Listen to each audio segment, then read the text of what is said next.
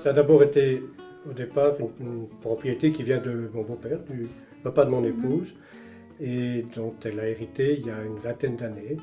Et surtout, toi, tu aimais cette partie-là, hein, parce que tu venais pour... Pour jouer dans le petit ruisseau. On est tombé amoureux de ce petit ruisseau et il passe, il s'écoule et il descend jusqu'à la Lesse. Et pour nous, les enfants, c'était la joie. Hein. C'est comme ça que l'attachement à ce coin-là a commencé à naître. On a commencé simplement avec cette petite partie. Et puis, il y a eu des occasions, des opportunités pour racheter des terrains autour. C'est un patchwork. Il y a des plantations de feuillus, il y a des plantations de résineux de différentes époques, à l'image du plan parcellaire que j'ai devant moi.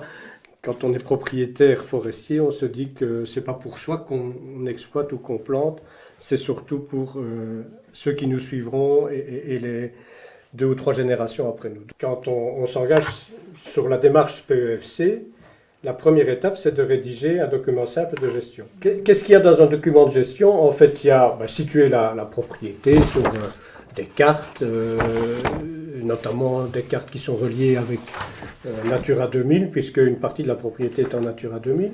La seconde partie, c'est d'écrire les objectifs que l'on a. Et ça, c'est très important d'écrire ces objectifs. En ce qui nous concerne, nous en avons 3 principaux. C'est d'avoir un patrimoine familial et de le transmettre.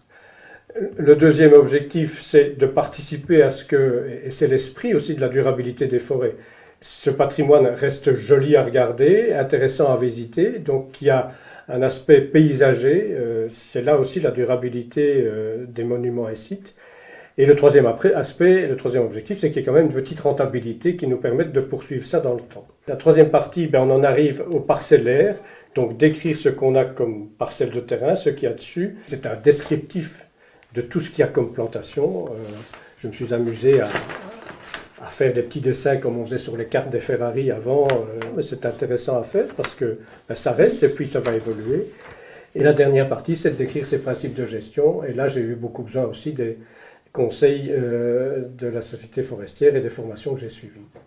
L'avantage de ce document, c'est que ça rassemble toutes ces informations et puis qu'on peut en parler. On peut en parler avec sa famille, on peut en parler avec d'autres propriétaires, on peut en parler le jour où on aura un audit, comme c'est prévu, en signant la charte de PEFC. Et les enfants pourront lire ce que on voulait avoir, enfin ce que nous avions comme optique, hein, c'est ça. Absolument. Pour la transmission. On signe la charte PEFC. Un des engagements, c'est de rédiger un document simple de gestion, mais on a 1 an pour le faire. Et moi, je me suis rendu compte, à la première formation que j'ai suivie donc, sur le document simple de gestion, que ce n'était pas aussi simple que ça, et surtout que j'avais beaucoup à apprendre. Et donc, j'ai commencé à faire des formations dans le domaine forestier.